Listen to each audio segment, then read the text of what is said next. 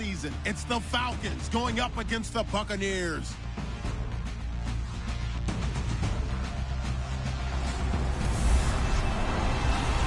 Thank you, Larry. With the distinctive pirate ship in the north end zone, we can only be in one place, and that's Raymond James Stadium in Tampa. The scene a few moments ago, here it is. It's unlike any other in sport as both teams made their way out of the tunnel. These folks are fired up as their guys are ready to do battle between the Atlanta Falcons and the Tampa Bay Buccaneers.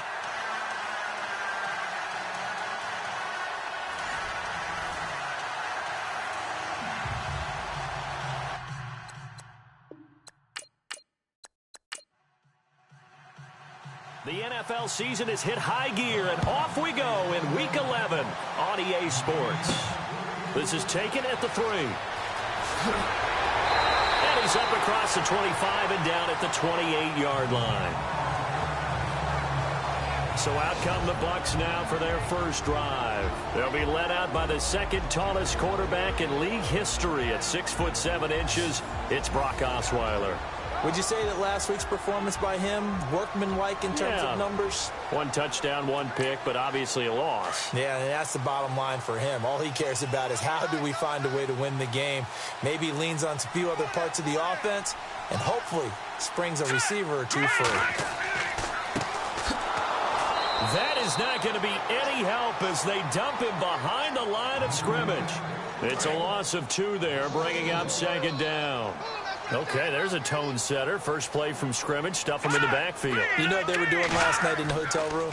Visualizing exactly that. That's what they were thinking about. Making that play, having leverage, lower than the offensive lineman, getting into the offensive backfield, knocking someone down. Just what you said, set the tone early for this game. Jeez, you are fired up. When I see a play like that, I can't help it. And this O-line, it is the lifeblood of the offense. They establish the tone. Mean, nasty, physical. They can't wait to get after people. That allows the rest of the offense to feel confident. Here we go. On third down, Osweiler. Throw right side, caught by O.J. Howard. A loss of a yard, and it brings up 4th. They've got good playmakers on the offensive side of the ball. I don't know what happened last week to really hurt their performance and hold down their production, but I would dare say that this week in practice, there's a lot of talk about how they're going to increase their proficiency. Yeah, that was a good start, getting the playmakers involved. You mentioned that to me pregame. That's what they did there. Yeah, I think a lot of people think the coaching staff really gets on them, and that's how they motivate them. Most of these guys are self-motivated. They have a lot of pride in their performance.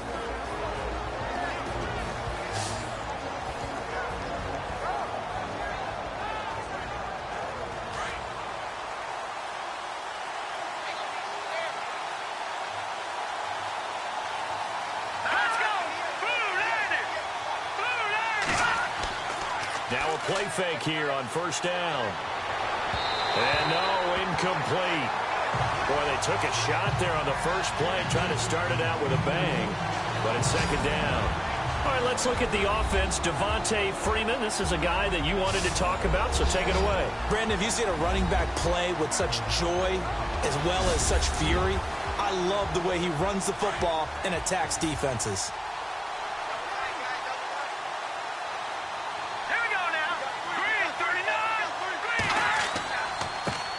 They'll run for the first time with Devontae Freeman. And once again, not much running room, if any at all. Call it no gain on the run there, and now they'll be looking at a third down. And this defensive line will be looking to control the point of attack. And that's what they've done throughout this season. This is a terrific unit. They play together very, very well, and they don't permit big plays to happen. And the Bucs with an extra defender in the secondary now on third down.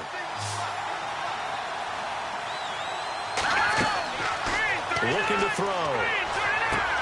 Open man, and that's his tight end, Jake Butt. And he's going to have the first down at about the 38. A good pickup there of 20 yards.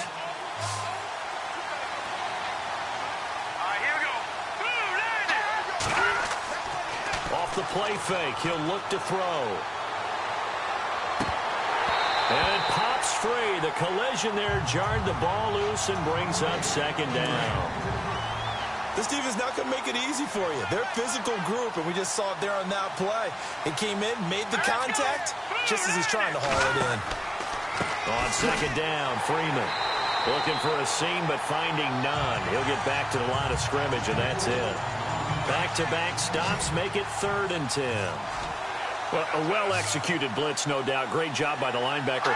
Maybe the quarterback, if he could have seen that, could have audibled there. Yeah, he needed to be in a different play because that one just meshed perfectly for the defense. All the gaps were filled except for the one the offense really wanted to run through, and that was filled by a big man wanting to make a tackle. And he made a great tackle. 23 yards on the play.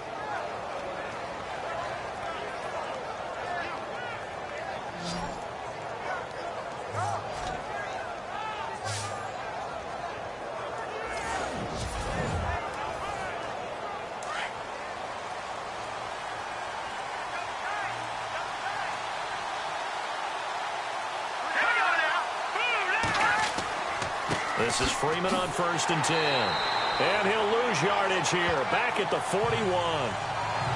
That's going to go as a loss of 2, and it'll be second down. Wow, that play got shut down in a hurry. As soon as the snap came, you can see defensively they were just closing in. That was going nowhere. Yeah, you count on your offensive line to give you a little bit of space, a little bit of time so you can make a move. There was none there for him. This will be a 2-yard loss on the play. And that'll force upon him a 3rd and 14. They'll set up a throw.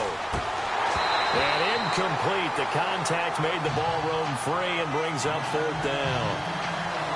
It's a great job by this secondary. When I watch them, they remind me of elite defenders on a basketball court, right? They want to contest each and every pass. Great contest on 3rd down to bring up 4th.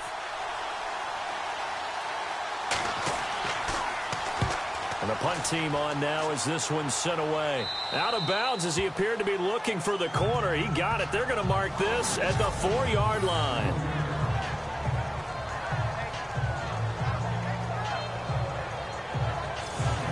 So out come the Bucs now. And the last drive, their first drive, 3 and out. What changes here, if anything? I think it's making sure the guys that you trust the most with the ball, the biggest playmakers you have, that they touch it on this possession to try and get things moving. So get it to the horses. Without a doubt. They're the ones that typically end up in the end zone. Going to give this time to the tailback. And he'll take this forward only up to about the 7. Give him 3 on 1st down. It'll set up a 2nd and 7. And that's frustrating for a defense because they've got them pinned down deep. And on the first play, they give up a run that keeps an offense on schedule. Yeah, because 3 to 4 yards, that's all you're looking for right there, right? That's absolutely perfect, really, as a play call. You get 3 to 4 yards on 1st down. That's what they talk about us all the time, about being ahead of the chains or on target, ahead of schedule. They were after that run. It's a loss of 2, now 3rd down. They're never good on a pass completion there to go the wrong way. Lost yardage.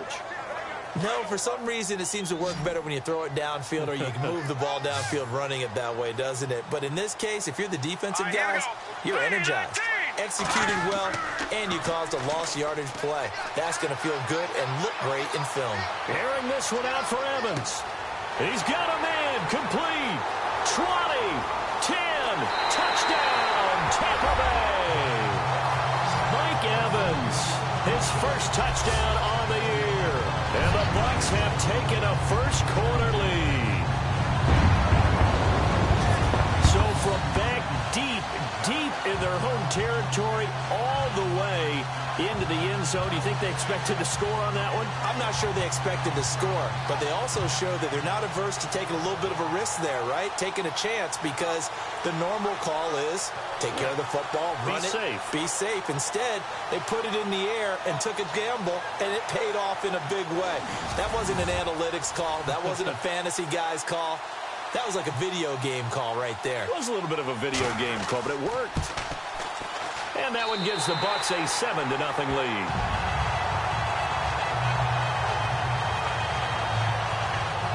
So they only needed 3 plays on that drive.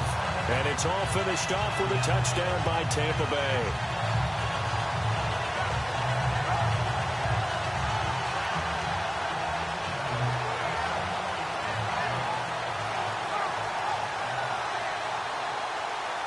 The kickoff unit is out on the field, and they will send this one away. Fielded about a yard deep. And the decision to bring it out, a good one, as he's up a yard or two shy of the 30. Atlanta now coming out on the field. And, you know, their previous possession, they were able to move the football, but still wound up punting in the end. You know, in 2016, Carolina had a 20-play drive that lasted over 10 minutes. And remember how it ended? In a punt. Yeah, I mean, how does that happen? You just don't see that happen every day. This one maybe not quite that bad, but still, you'd like to have a chance for points if you hold the football that long. Agreed. And not much. Maybe a yard up to the 29. The numbers for Freeman a week ago. 18 carries, 109 yards. He's having a nice season, and he knows where he ranks in the league. Don't ever let a running back tell you that they don't know that. They do. So what he's doing now is lobbying the offensive coordinator all week long. Hey, how about a few more touches? He's one big game away from maybe leading the league. Now back to throw. Finds Jake Butt over the middle. The reception good for 7. It's third down. I think defensively you're okay with that. Here in the first quarter, he's going to get some catches, but they rallied to him quickly. And that's what you count on, and I like what you just said. First quarter, can you do it all game long? They catch it, you tackle them, they go down on the spot. Because when you're able to do that and you don't give up big chunks of yardage after the catch, now you put the offense in a position where every series they have to work hard to pick up first downs, and you tend to stall them out when you do that. They'll go to the air here on 3rd and 2. He's caught on the sideline, but he's not going to have a first down. They say he was out of bounds, so a big call there that brings up 4th. You absolutely have to have this early on, right? 3rd and short, they elect to throw for it, and that's normal NFL football. They're going to throw on 3rd and short, but you've got to hit it, don't you? Yeah, in the first quarter, like you said, to set the tone, can't connect there. On is the punt team now as this one's sent away. And this will be taken at the 13. Give him 11 yards that time on the return. And the Bucs will get ready to go on offense. And we shift to spotlighting Mike Evans.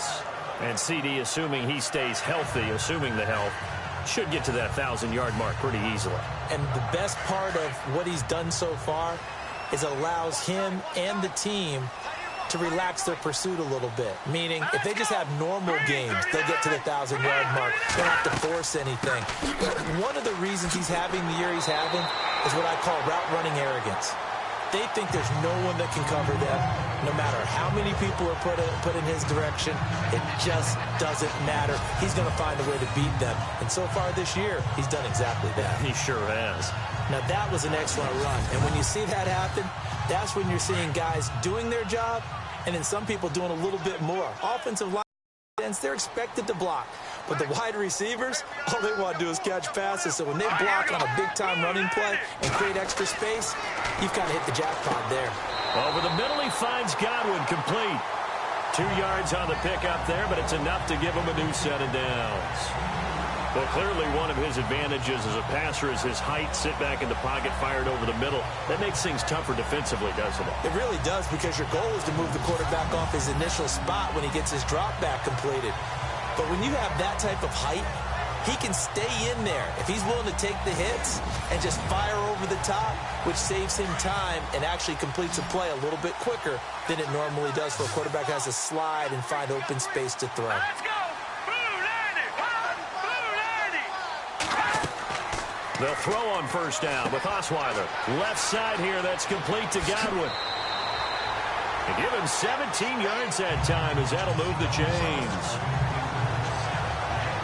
And let's face it, that what we just saw there, not a surprise, is it? I mean, this is what he does well. And if you don't tackle him as soon as he catches the ball, this is the end result. Big yardage after it. Got the speed, the agility, so good with run after catch. And we're only in the first quarter, so they better get a wrangle and a hold on that quickly. Yeah, you're exactly right. What's really difficult to try and defend him is if you want to press him so that you get him on the ground quickly after the catch, a lot of times he'll just run past you at the initial point of contact, and he'll go deep. Now a handoff here to his running back. And he'll get this down only to about the 46. Credit him with a 1-yard gain there to make it 2nd and 9. And here now the defensive starters for Atlanta. Deion Jones may be undersized at middle linebacker by traditional standards, but in today's game, he's exactly what you're looking for. His speed allows him to outrun many blocks, get underneath them, and make plays against ball carriers and quarterbacks. Also has the ability to drop into coverage. Had a 90-yard interception return for a touchdown in 2016. His speed has been a real key for Atlanta's renaissance on defense. And he'll give it here to his running back. And he'll lose yardage here, back at the 47. It'll be a loss of a yard, and that's going to make it 3rd down and 10.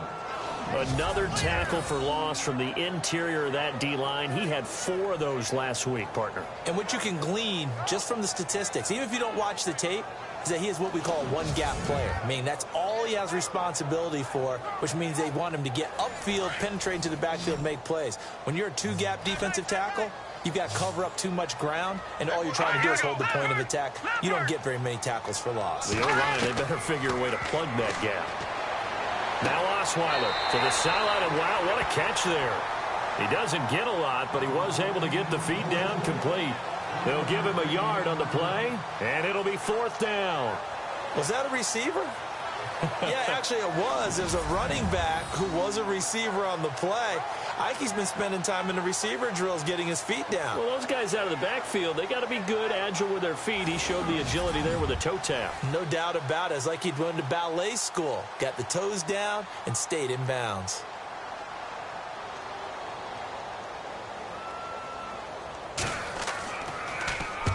He gets this one away, and boy, it's another boomer. And they'll play keep away from the returner as this one will be marked out of bounds at the 13-yard line. Pretty good spot. Atlanta now coming out on the field. And this is their 3rd drive. Maybe the focus right now not so much on points, but getting their first down. And when you start off a game, you don't even think that's an issue, do you? But you go a drive, a 2nd drive, no 1st down, that becomes an issue. Now you got to think about, okay, what type of play calling do I have to do to get us in a spot to pick that first one up? He rifles one that's intercepted.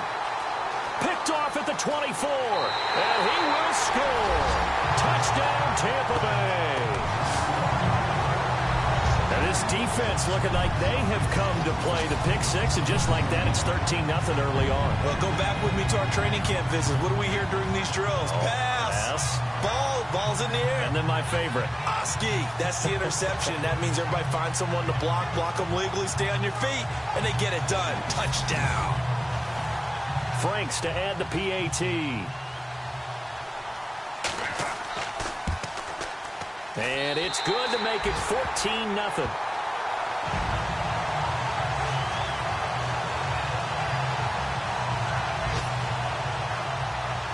So they'll get another shot on offense following that pick 6. And now the kick is away. This is fielded a couple yards deep. And it's a pretty good return here as he'll get it up to the 29-yard line. Here comes the Falcon offense now as they get set to take over here.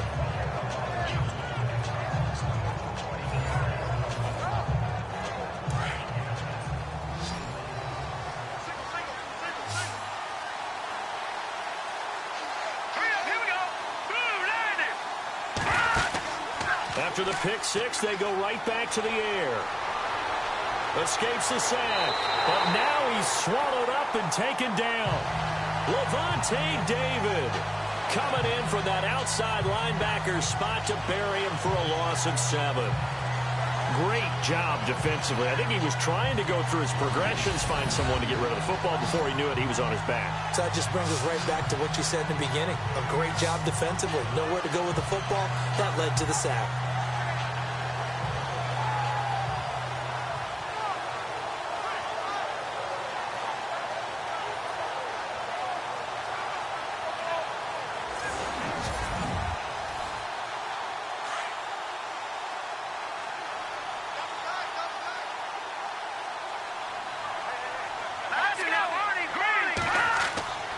Here's a play fake as they set up to throw. And his throw here's incomplete. The Pro Bowl wideout Julio Jones is intended receiver. And it's 3rd down. And Charles, got to like what this defense has been able to do these last couple of plays. Yeah, they get the sack on first down, then they force the incomplete pass. Now they're just a play away from getting the football right back, but it's a big play. They've got to hold up. The Falcons on third down. They've hit 2 for 4 thus far. This is 3rd and 17. Here we go. Green, 39. Green. They're going to look to throw. And this is going to be incomplete. Well, no second guessing the call here. It was 3rd and long, so throwing the football was probably the smart play to try and pick it up.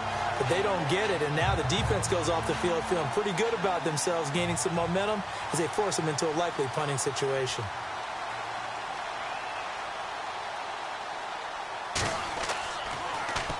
And he's getting a workout here in this first quarter as he gets it away. A good kick, 49 yards, just 3 on the return. And that will come the offense as they take over. And Tampa Bay trots out there now. They've got the lead. Last time had to punt it, though. What's the key to this drive? I think it's leverage. Leverage. Big guys up front. You know the motivational speech on the sideline is, guys, give us an opportunity. Protect the passer, create space for our runners, and let's go ahead and get these guys. Low man wins. Into a double team, and it's intercepted. Picked off at the 40. And the return will stop right around the 25. Well, this is a defense that can confuse even the best of quarterbacks with their zone schemes. And here you've got a linebacker that's going to stay at home and just sit down in that zone. And this one basically comes right to him.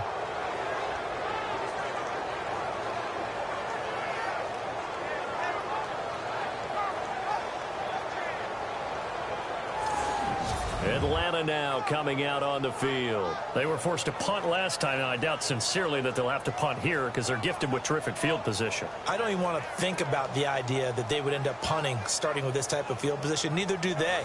Great starting spot, great opportunity to run your full playbook. If they want to take a shot here, they can go ahead and do it. Green, 39. Green. They'll come out throwing here to start the drive. And he'll be a couple yards shy of the red zone here at the 22-yard line. Call it a 3-yard gain, and that'll make it a 2nd down. Here we go with 2nd and 7.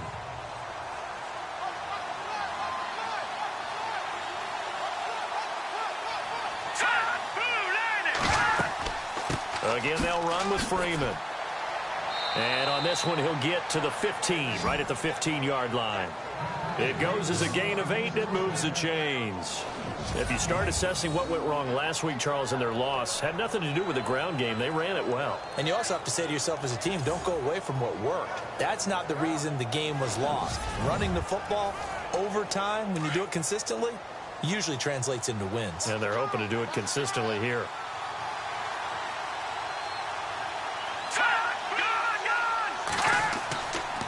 A handoff, Devontae Freeman. And he'll take it into the end zone. Touchdown, Atlanta. Devontae Freeman, his 6th touchdown of the season. And the Falcons have cut it to within a score. I know we don't talk about it enough, but the intelligence level of the guys up front blocking, the offensive linemen, maybe the smartest guys in football overall. Add in a little bit of athleticism and a whole lot of toughness, you've got a lot to deal with, don't you? That's why the guys in the backfield get them really nice Christmas gifts, right? If they're smart, they do. And it's up and good.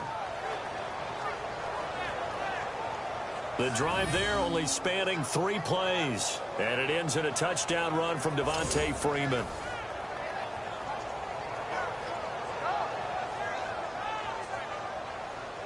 Out is the kickoff unit as they run up and send this one away. This is taken at his 4. And he'll get it up to about the 26-yard line just across the 25. And Tampa Bay trots out there now. And to be frank, they're just in a tough spot. It's only November, already eliminated from playoff contention. I know their fan base doesn't want to hear that, but that's the case. What are they fighting for now going forward? You know exactly what they're fighting for. Is that word that some people don't want to hear, but it's pride. Draft. Oh, okay. I was going to go draft, but pride's better, right? You know something? You're right, because that's part of it, but that's two different mindsets. That's front office mindset, draft position, where are we going to be and what do we need to get? And then the players and the coaching staff right now, pride. Can they win some games and feel better about themselves despite the fact they have no shot at the playoffs?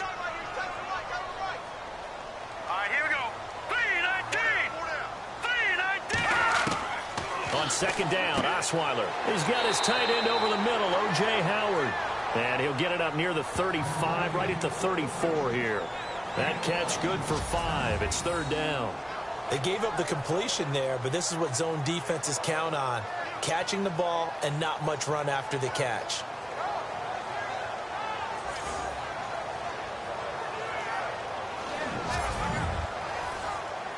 The Bucs on third down. Just 1 for 3 thus far. This time they face a 3rd and 2. Here we go now. And they give this time to the tailback. So he got free of 1 tackle, but couldn't do a whole lot else. Just a gain of 2 there, and it's going to bring up a 4th down. You know, we might start getting some props here in the booth. You know, that one that says the D and then the fence that you put up next to it? How about that? They brought out the jumbo package and still couldn't move them off the line of scrimmage enough to pick up that first down. Impressive. They were ready defensively for that jumbo set. Here's Brian Anger now as he's on to punt for Tampa Bay.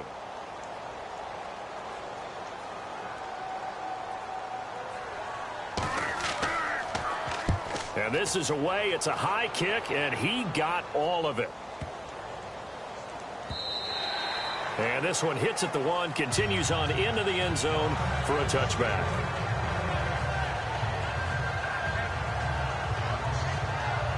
Two seconds to go, first quarter.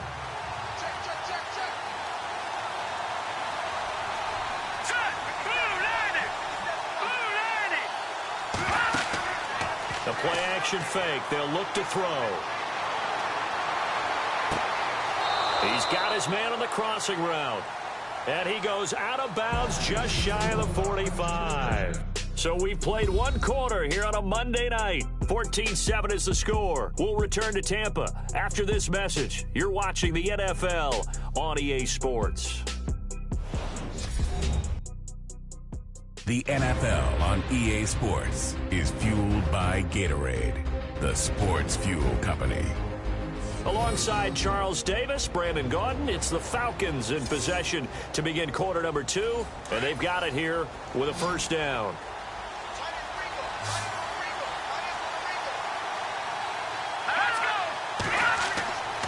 He'll drop to throw.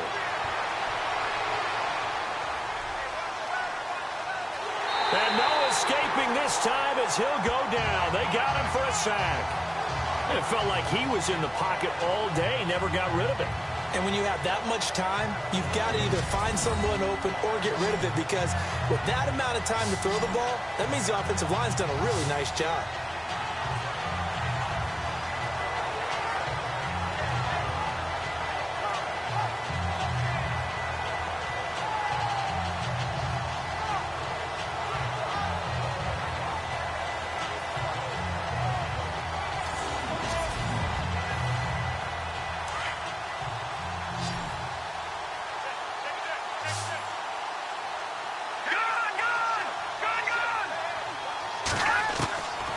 Now they'll throw here out of the gun. He's going to wind up and air it out. And both guys were there, but it falls incomplete. But one thing's for sure, when you get a big receiver and you trust him downfield, you're going to give him opportunities to go up and get that 50-50 ball. And he is a darn good big receiver. Unfortunately, that time didn't work out. Nice job defensively.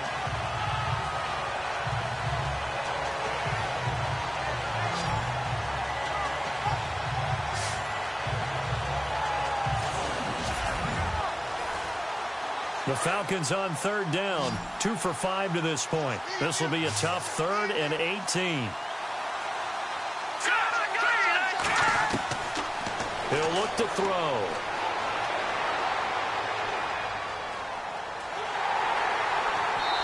eventually taken down here. Great coverage downfield. Kendall Beckwith in there to get him for a loss of 9, and that'll lead to 4th down. I'm starting to feel for that quarterback back there. I mean, you know me. Normally, don't have a lot of empathy for the QB, right? In this case, definitely. He's been on constant duress this entire game. I don't know how he's surviving back there. And to think, there's still a long way to go in this football game.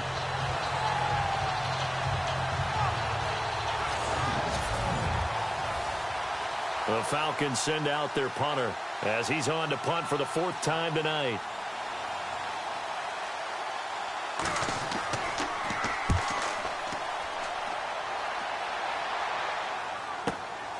Taking it about the 16. A big kick there. We'll call it 56 yards on the punt. And the offense will take over with a new set of downs. Here's Brock Osweiler and the Texan offense getting set to go. He's got the lead here in the 2nd quarter. He's thrown the touchdown, but also an interception. As a quarterback, does that interception, even though you're playing well, your team's got the lead, does that always stick in the back of your mind a little bit? For the best ones, it just upsets them that they did that because they don't think there should be any blemishes on their record. They think that they're way better than that. So your confidence gets tested a little bit. Being able to go back out there, maybe throw another touchdown, that will tamp that down in a big way. Yeah, because he's looked pretty good to this point. Single receiver. Hey, you're on an island over there. Single receiver. Hurry up, here we go. Blue, Play action. Now Osweiler. Out to the flat. That's complete to his running back. And they'll bring him down at the 27-yard line. They'll get a couple yards on that one. And they're going to face a 3rd down.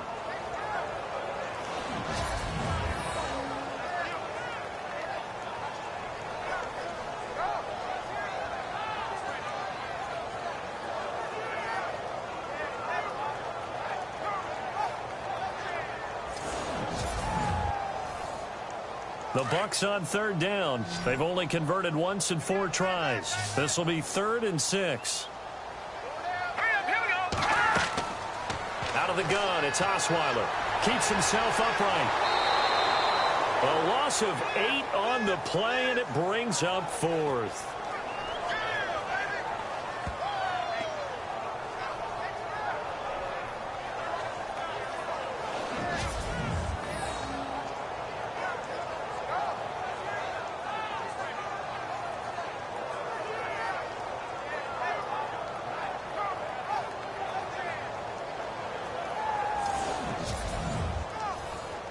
Here's Brian Anger now.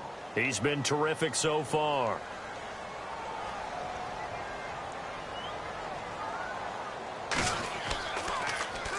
This is away and a very good kick angled for the sidelines. And this punt goes out of bounds, and it'll be marked inside the 40. Out comes this field general once more, leading his offense back onto the field. And I guess the question, Charles, is what's the formula for keeping him better protected? Because as we see, the protection, it struggled. And normally what you get is renewed determination. When the big guy gets hit, that usually sparks people. Hey, we can't let this happen anymore. They take it personally. He's not supposed to be on the ground, but that hasn't been the case so far in this game. So maybe they've got to figure out how do they get rid of the ball faster to help out the offensive line so he doesn't get hit as much. And we'll see if they can keep him off the ground now going forward. And he's taken down, but not before he gets this into enemy territory across the 40. A very solid gain of 27.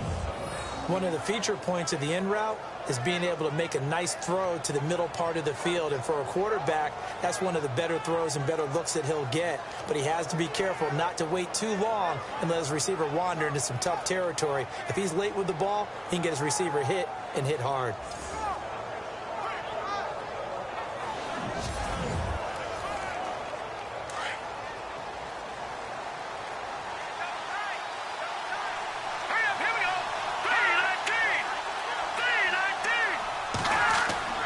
They go play action here on 1st down. Complete out right to Jake Butt. And he's going to be taken down, but not before reaching the 15-yard line. A good pickup there of 20 yards. When this offense can get their tight ends involved, they can move the football. Here, a nice route, able to look it in, and picks up the 1st down.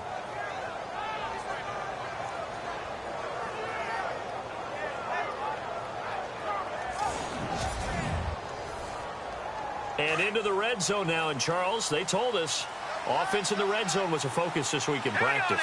A huge priority, and the key was to get points, so you know that all the time during the week they talked about executing, taking care of the football. And he is into the end zone for a Falcon touchdown. Devontae Freeman with his second touchdown of the game, number 7 on the year. And the Falcons are an extra point away from tying the football game. And always a good first half when you can hit pay dirt twice. And it never hurts to have that good feeling as the game moves on. Just think about halftime. If that's all he gets, he'll just sit there at the half and think, all right, 2 already. I can get some more. I can get some more. And he'll be encouraging his offensive line to create some space.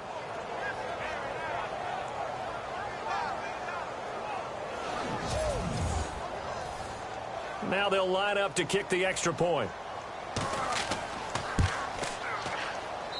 And we've got a good one brewing. We're all knotted up at 14. Scoring summary, 3-play drive. And it ends in a touchdown run from Devontae Freeman.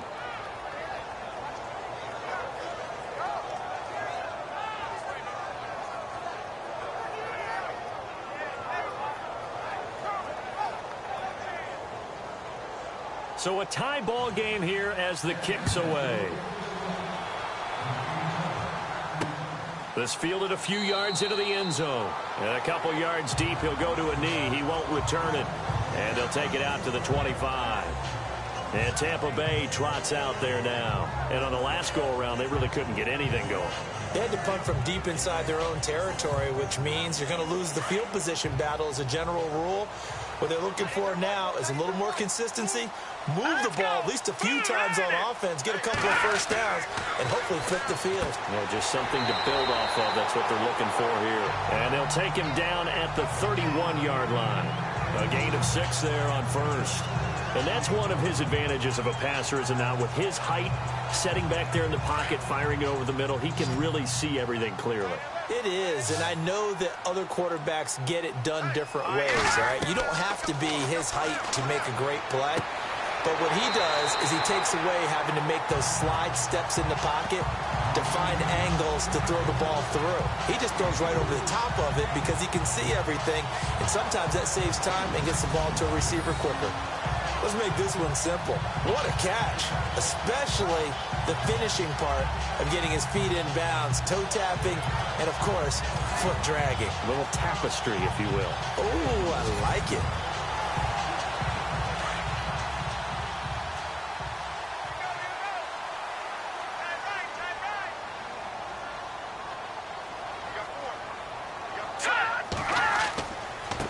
And now here's a carry heading left.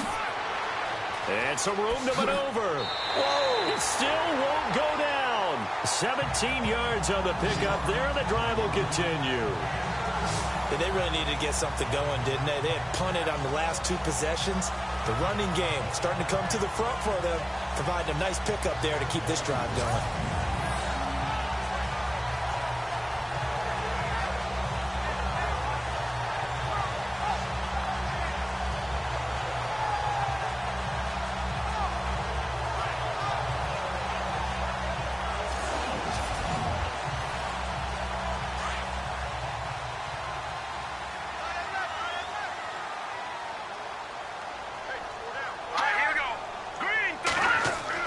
Throwing now, Osweiler on first down. Over the middle, complete. It's Howard. And he'll get it inside the 40 to the 39. A good pickup there. 8 yards on the first down completion. Now that's staying ahead of the chains. Really good pickup on first down, hitting the tight end there.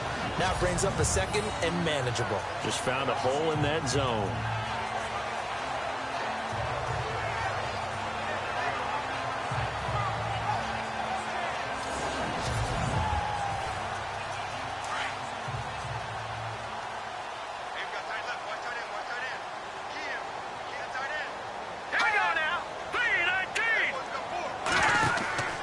Second down, here's Osweiler. Looking left sideline, but it's incomplete. Big O.J. Howard, his intended target. And it's 3rd and short.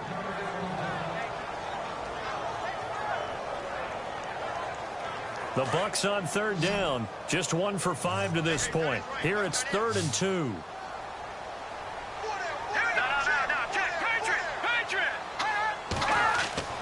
Osweiler now to throw on third down. And he couldn't hang on to it through the contact. Incomplete. That's a first down if he holds on, but you saw the contact, able to jar it free from him and force a 4th down. Great play defensively there, as you said, just to knock it free, because if he had caught that, past the sticks, first down. So now they're going to send out the field goal unit to, as they say, fire away from long distance. This will be from 56 yards out. And that one's not going to get there. Not enough juice. An ambitious effort, but it's well short. And this game will remain tied here in quarter number 2. Well, this winds up an empty possession. Everything looked okay. He just never got the ball on target. And knowing him, he'll be disappointed with that effort.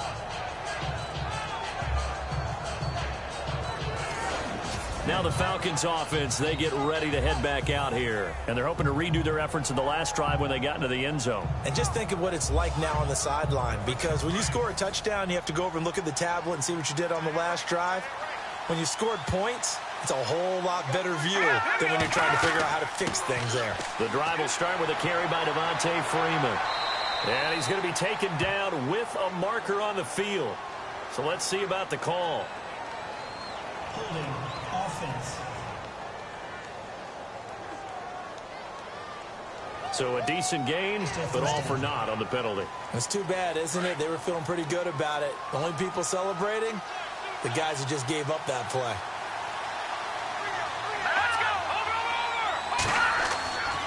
On play action, they'll throw. He completes it to Julio Jones. And he takes this one all the way across midfield into enemy territory down to the 40-yard line.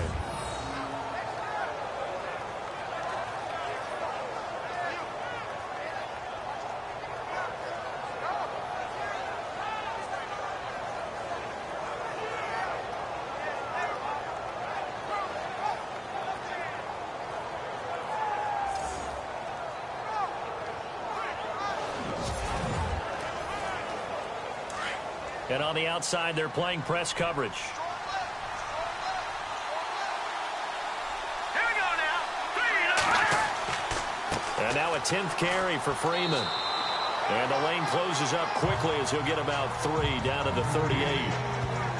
Partner, we know today's NFL is really built around the guy throwing the football.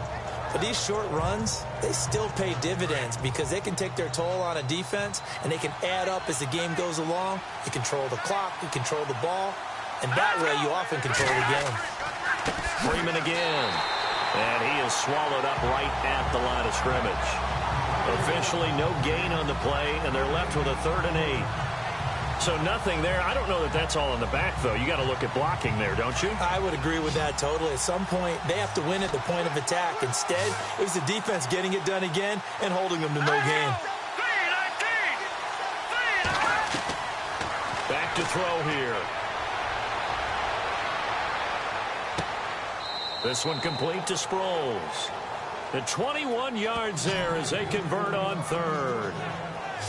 Partner, this is one of the best routes anyone can have in their offensive playbook. Tough to defend because you think it's a go route, and then he breaks it back on the comeback.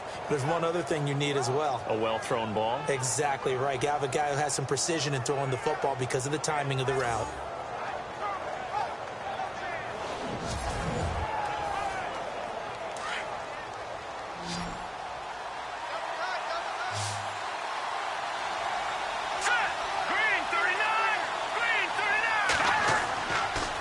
Play fake here on 1st down. And his throw is incomplete.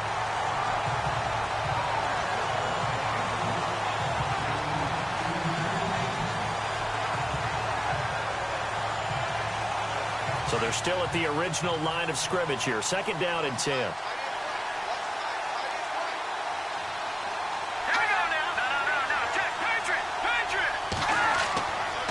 The play fake. He'll look to throw.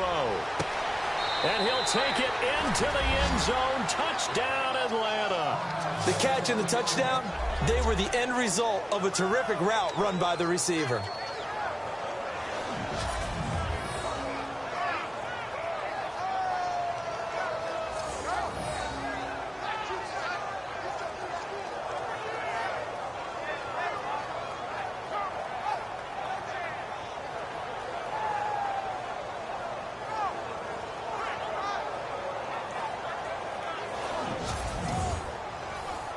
Now for the point after. It's up and good, and that'll make the score 21-14. A drive that time of 6 plays. And the end result, an Atlanta touchdown.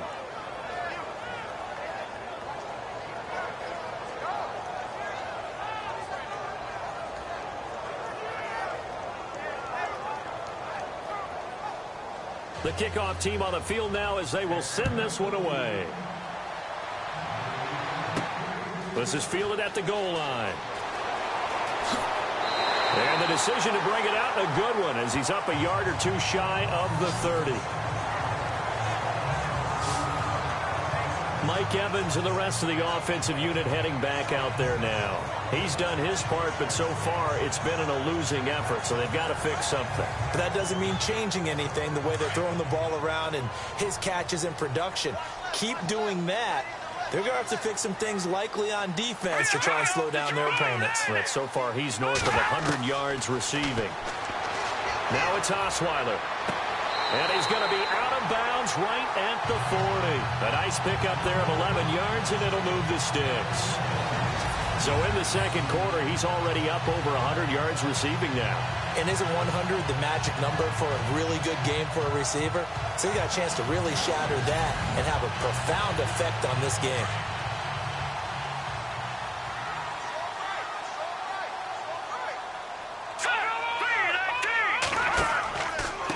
Now a handoff here to his running back. And he'll be brought down just shy of the 45. Call it a gain of 4 on first, and that'll make it second down. Well, if you're a football guy, that's a pretty run because everyone is in sync right there. Obviously, the guy carrying the ball, but how about the people up front? Leverage, athleticism, they created some nice space for him. Here we go now. 3-19. Now Osweiler on second down. Airing this one out for Evans. And they went for a big play through the air on second down. Couldn't connect. Now it's third. Well, he's been the guy already over 100 yards here in the first half. Could have had a lot more if he would have been able to haul that one in. Yeah, in fact, our statistician Marvin was already handing me a piece of paper with that yardage totaled on it. He thought that catch was going to happen just as you and I did as well. The Bucs on third down. They've had their troubles. Just 1 for 6. This will be 3rd and 6. Now whistles here before the snap. Looked like one of the Bucs may have moved. False start, offense. Not easy being a rookie left tackle in this league, and there they got him for the penalty. Not easy at all. Think about what you're dealing with every game you play. Ostensibly, the best pass rusher is over you on every snap. I'd be a little jumpy myself. On third down, Osweiler. And he's going to find his man out of the backfield. That's complete. Here's Brian Anger now, as he'll come on for his 5th kick of the night.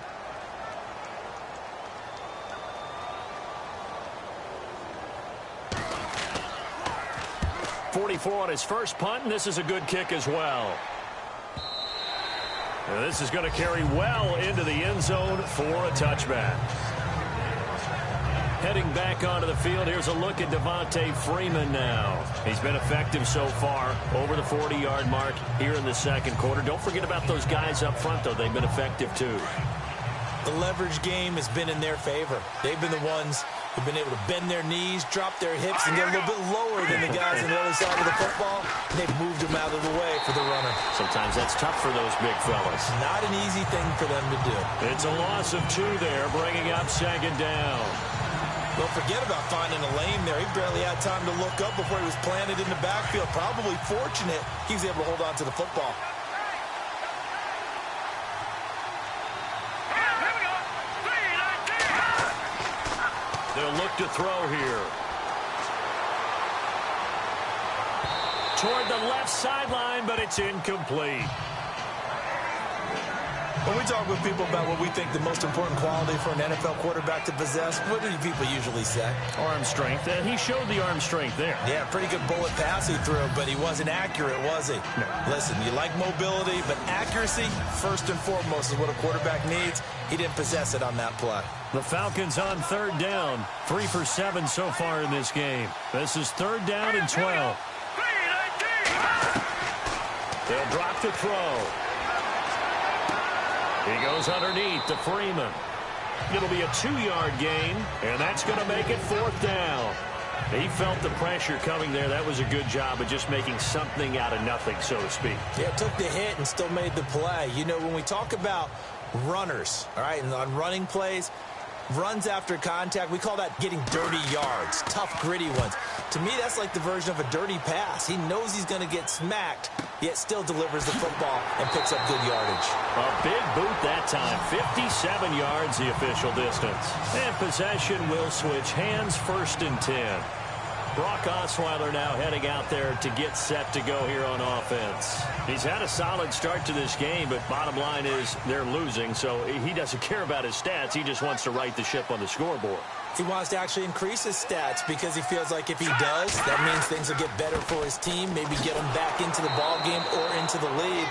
In these situations, I remember playing with a quarterback once where he actually ran out onto the field first ahead of everyone else just to say, guys, let's go. Try and create that energy, create that spark. Well, so far he has 1 touchdown, 1 interception. He'll be looking for that 2nd touchdown now. Here's Osweiler. It's incomplete. Took a shot, couldn't connect. Mike Evans, the one he was looking for. And it's 3rd down. Well, they're slinging it. And then there's one you got to put a timer on, huh? I mean, that one came in hot. That came in hot, but overthrown, out of his reach, and incomplete.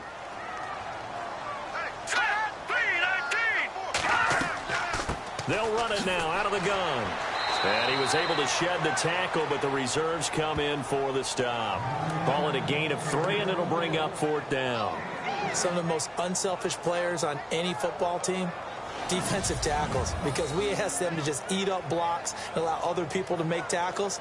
But when he can make a play himself, as we just saw there, that's a big day. Here's Brian Anger now, as he'll come on to kick for a 6th time tonight.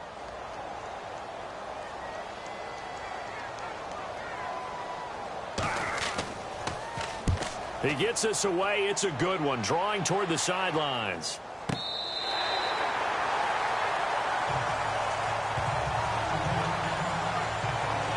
Getting set to go again as we look at the back heading onto the field again. And he's had his chances in this game. He just hasn't been able to find any daylight so far.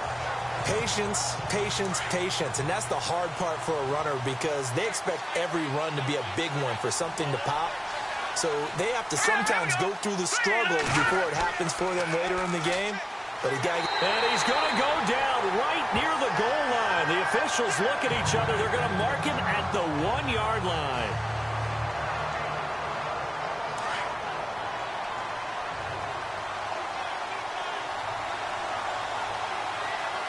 Here we go. 3-19. Now a handoff. It's Freeman. And he's going to be brought down by the face mask. Here come the flags. This is going to get him a 1st down. Personal foul. Face mask. Defense. So that flag will cost him 15. And it doesn't matter anymore how you get the face mask. Any part of it is going to be 15 yards.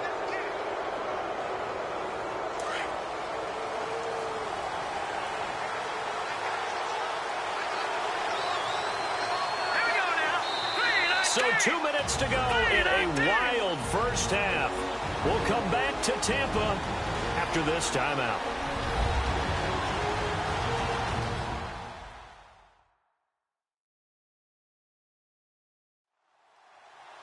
A reminder, coming up here at halftime, we'll ship you off to Orlando. Larry Ridley will have first-half highlights and analysis. LR, plenty to show in this one. Going to be a busy man at intermission.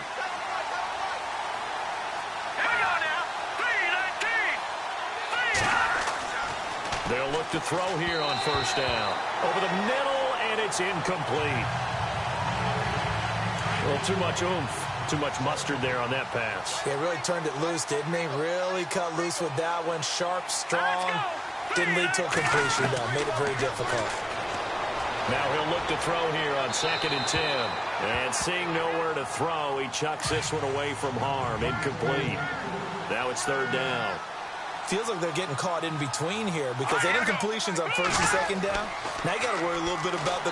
Nowhere to escape, and he goes down. Now the defense going to use the first of their timeouts. So as they take it over, we step aside.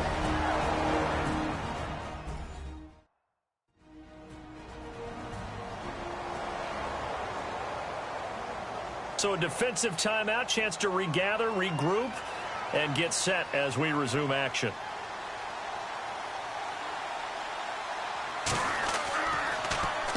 Averaging over 50 yards a punt so far as this one's away. Taken in at the 22.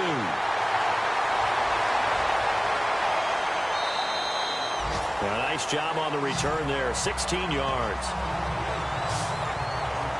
And we shift to spotlighting Mike Evans. He's probably someone they want to get more involved at this point. 2nd quarter down on the scoreboard, and you know that he can be a threat. And because he's such a threat, as well as so productive, I'm with you on this. They've got to get him the ball more, give him more opportunities for them to have a chance to erase that lead. Certainly they'll be looking to get him even more in the mix this go-around. Finding his safety valve here. That's complete. And he'll get up near the 45. They'll spot it at the 44. It'll be a gain of 6, and it'll be 2nd down. From the gun, it's Osweiler. And taking it across midfield and just shy of the 40. It's a pickup of 16 there, and it'll lead to a new set of downs. Off the play fake. Here's Osweiler. Evans has it left side. The Bucs going to go ahead and use the 2nd of their timeouts as they'll stop it with just over a minute to go before halftime.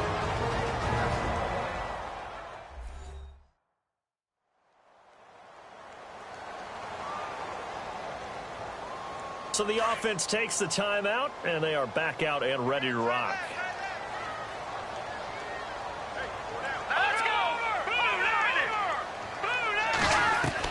From the red zone now, here's Osweiler on 1st down. And he'll be out of bounds all the way down at the 6. Back-to-back nice gains. That one for 14 yards and another first. And with that completion, he's now north of 200 yards here in the first half. Boy, a tough start for the secondary defensively. It is, and it's got to put a dent in their confidence. And, you know, you always want to keep that up and feel like you can always bounce back after plays. But with the kind of numbers he's putting up here, it's starting to wear on them a little bit, I think. So they're looking at each other and trying to figure out what defense will work and how can they play better without getting beat deep for big passes. To throw again is Osweiler. And he hauls it in for the Buccaneer touchdown. A great play there. His 2nd touchdown on the season. And the Buccaneers are an extra point away from tying up this football game. These two teams in this first half, it's been fun. Back and forth, back and forth. Well, it's not fun for the defensive coordinators, but offensive coordinators are enjoying it. Yeah, they're having streaks here, aren't they? Being able to put scores together and really bunch them up, and we have a tight game here. You know, we often talk about having the right shoes for the right turf. Today it's track shoes. That's what we've seen with these offenses. Yeah, it's been an absolute track meet so far, and fun to watch. 5 plays there on that drive. And it ends with a touchdown for the Bucs.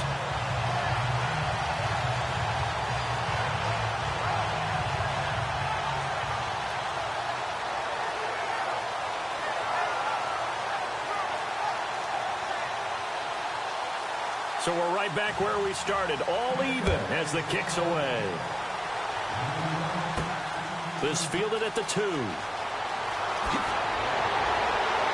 And nice work on the return as they'll start their drive just past the 30-yard line.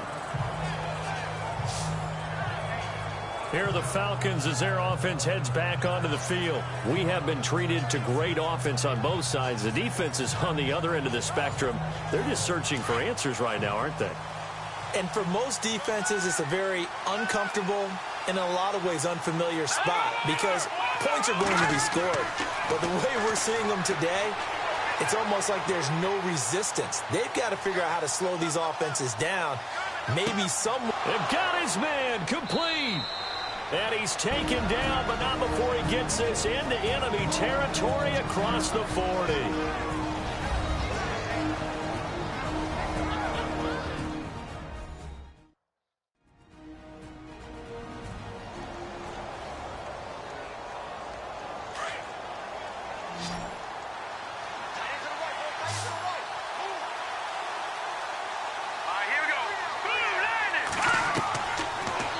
First down, he'll drop to throw it. Swings it out to the flat for Freeman. The Falcons going to use the second of their timeouts as they get it right at the 30-second mark of this first half.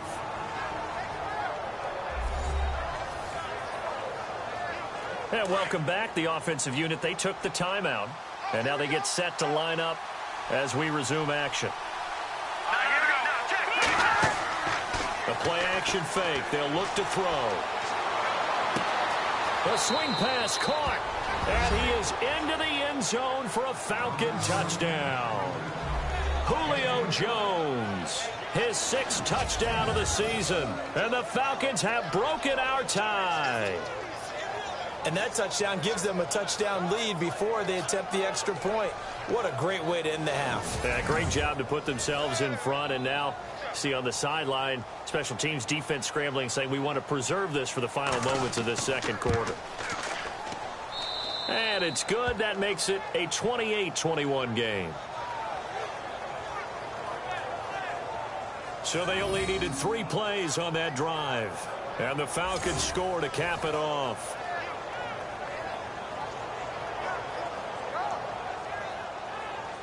Set now to kick this one away, and off it goes. This is taken at the 3.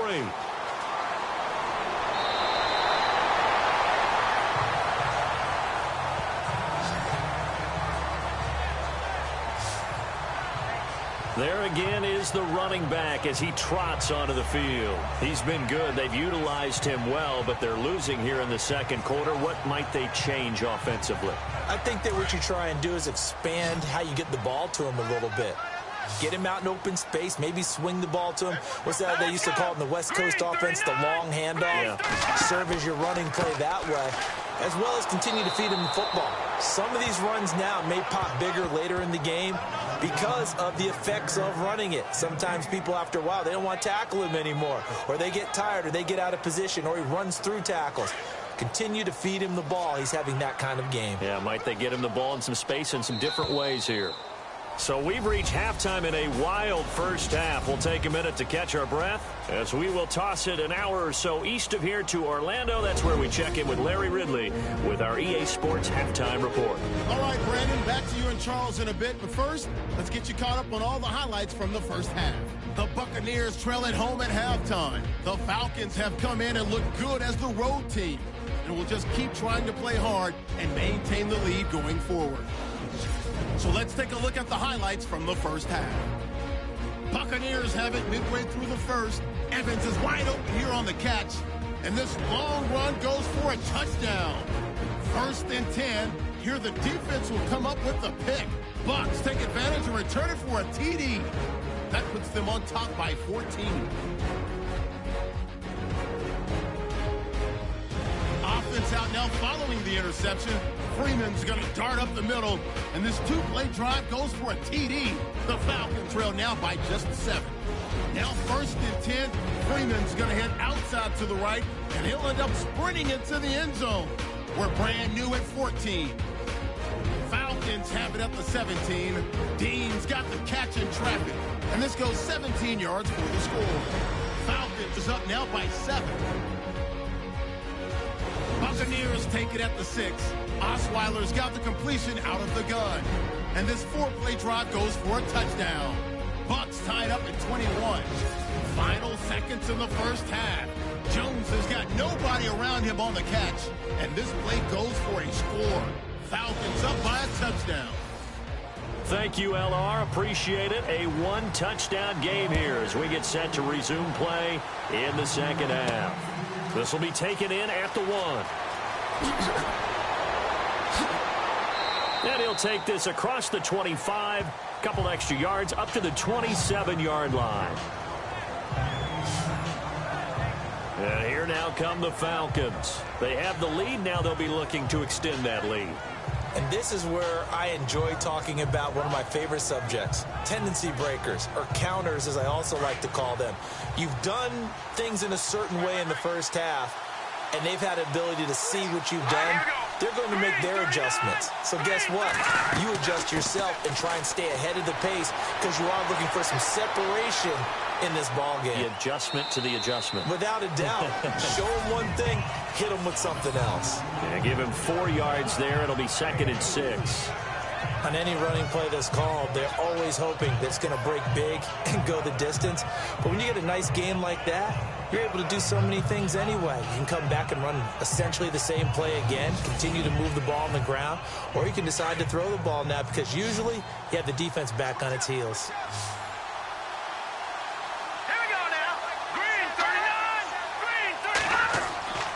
He'll drop to throw.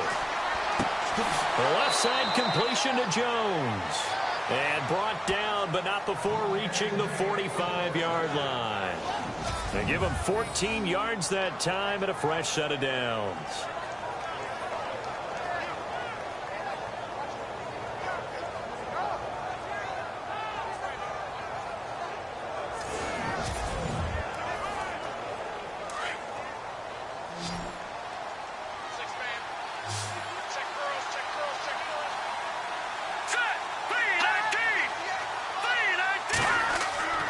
Here's a play fake as they set up to throw. Throw left side complete. That's Jones. And taking it across midfield and just shy of the 40. Same result as last play, 14 yards and another first down.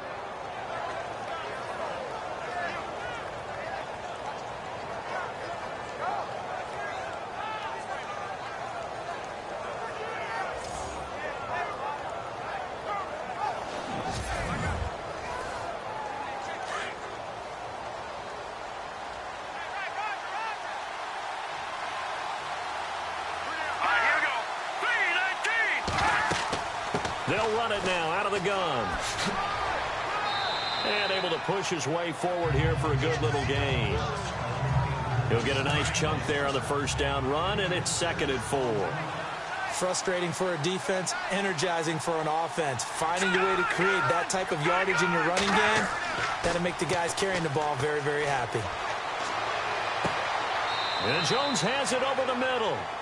A good pickup there, a 22. And he's over 100 yards now after that last catch. Already, of course, leading the NFL in receiving yardage. So he's done nothing at all to hurt his cause to stay in that spot.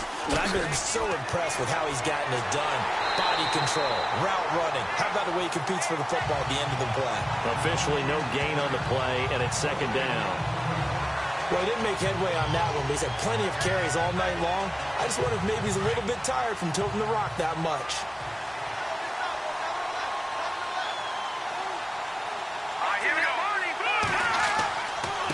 Another carry for the workhorse tonight, Freeman. So a nice job to break the one tackle, but not much daylight after that as he's brought down. It'll be a pickup of 5, and that leaves him with 5 more. 3rd and 5 now.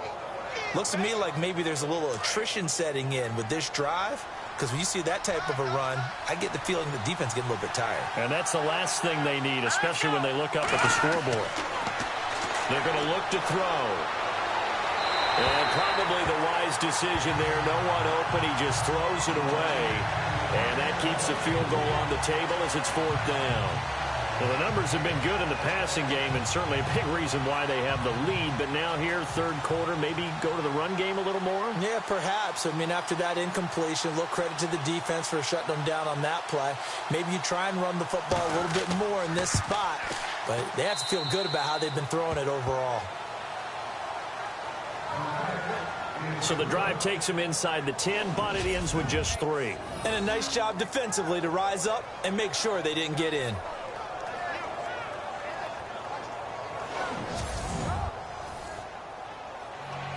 The kickoff unit is out on the field, and they will send this one away. Fielded about a yard deep. And all that work, but he stopped where he ultimately would have been, and he's simply taken a knee, and that's the 25-yard line.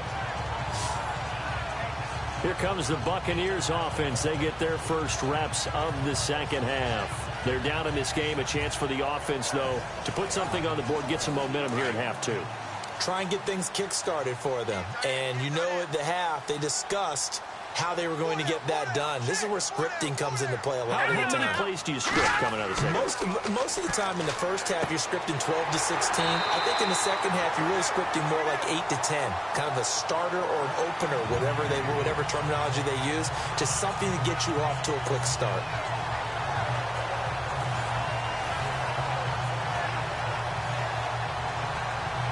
Well, the offense lining up 1st and 10.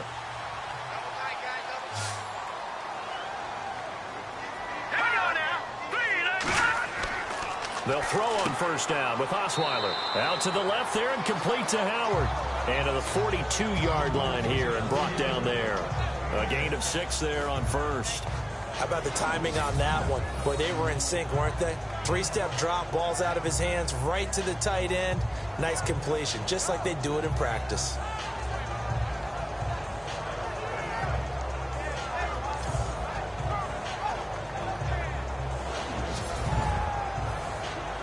Second down and 4.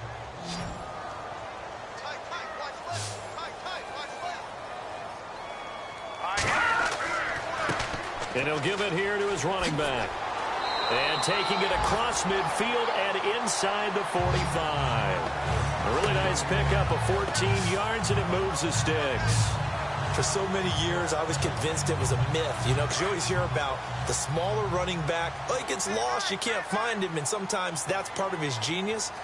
But it's true. You get behind big offensive linemen, the defensive line guys trying to find him, trying to peek around people to see him, and he gets lost. But this guy gets lost in a good way for his offense, picking up big yardage. 5 yards on the carry. Good pickup on first down. Partner, I think from our experience together, we have learned that most offensive coordinators are going to tell you, if I'm going to run the football on first down, I've got to get at least 4 yards. They got 5 here. They've got to feel pretty good about that one. Here's Osweiler to throw. And it's a short one here, complete to his tight end. And this time not quite to the 30. It'll be down at the 31-yard line. They get 9 out of that one, and as a result, the drive continues. First down and 10 now for the offensive group.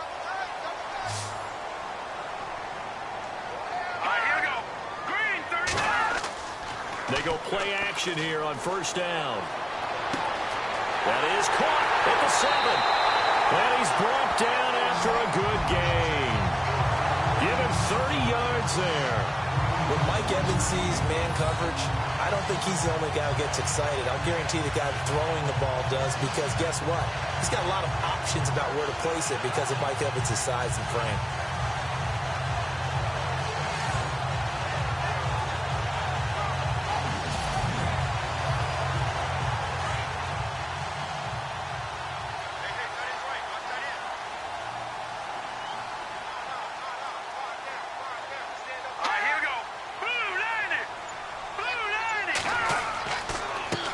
Going to give this time to the tailback. And this time the yards won't come so easy, as they'll in fact tackle him behind the line. They'll wind up losing 3 yards here. And that'll make it 2nd and goal. It's real easy to say this running game needs to be better, but the reality is they've been given little time to actually find a place to run the football. It's almost like the defense is there on the handoff.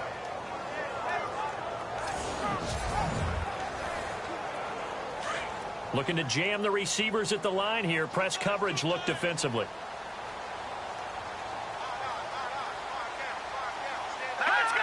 Offense working with a 2nd and goal now from the 3. Trying to keep those big legs churning, but he's going to go down in the backfield. He lost 2 there, and it's 3rd down. After a play like that, there should be congratulations all the way around, I think, because if you can stop a big fullback like that, that's not easily done. Yeah, he does not go down easily. You're right, but he did there. They've been stuffed twice here for losses. Now it's 3rd and goal.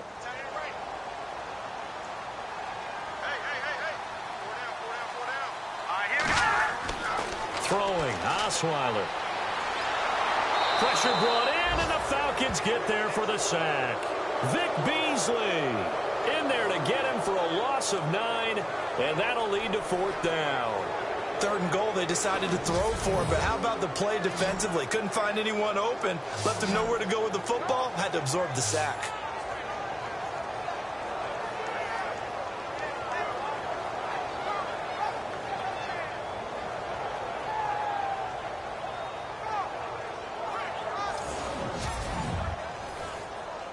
And for the 2nd time tonight, this field goal unit comes out here.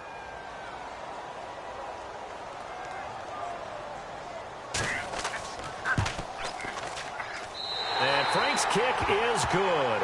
And this is back down to a 7-point game. So he missed a field goal earlier, but he says not this time, and he's able to knock it through to give his guys 3. And that's all you want as a kicker, a chance to redeem yourself. You got to have a short memory if you're going to survive at this level, and he's able to get back on track. Out is the kickoff unit as they run up and send this one away. That's fielded in the end zone. Oh, a heck of a move. Man. And the decision to bring it out, a good one, as he's up a yard or 2 shy of the 30. Getting set to go again on offense. We get a peek at Julio Jones now. Creeping up on 1,000. Could get there on this drive. So a challenge for him to do that, but also defensively maybe a challenge for them to not allow that. And that means probably kicking even more coverages to his side. And what that really means is wherever he lines up, you will have a cornerback over in his area. Now, instead of blitzing your linebacker, drop him into coverage. Instead of the safety dropping into regular coverage, that safety moves into that area to try and discourage the quarterback from going to him. That means everyone else, win your routes. You've got an opportunity to catch passes now, too. Yeah, a little bit of a cat and mouse game.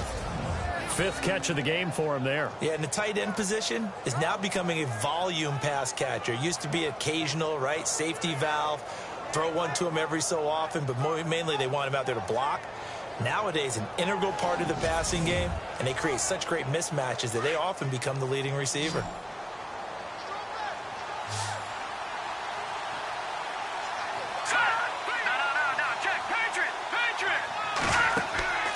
On play action, they'll throw.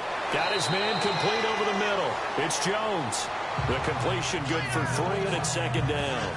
One of the selling points of the in route is it gives the quarterback a really nice sight line to his receiver and almost on a direct shot able to throw the ball into the middle of the field and have a great chance of success as they did on that play.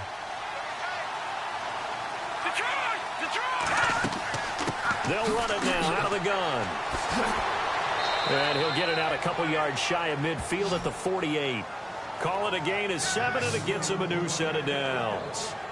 Offensive linemen love creating space for their guys carrying the ball, but when that guy also breaks tackles and creates extra yardage, they almost feel like he's one of them, and they really embrace him.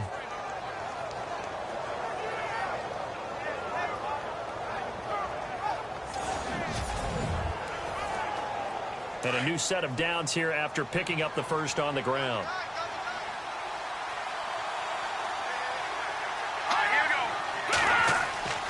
Freeman again, a first down carry. And nowhere really to go there. He'll take this up just shy of midfield. And hang on here. Freeman shaken up. Remaining on the ground after that last play. Well, he gets attended to. We'll step aside. 2nd down following the run.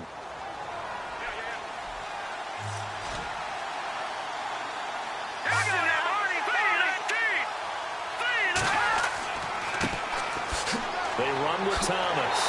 And the second wave of tacklers is going to get him as they stop him behind the line. They'll lose a yard, and it brings up third. So, Brandon, when this offense gathers together to watch tape for this game, they're going to be feeling pretty good about themselves until the coaches get upset about the play we just saw.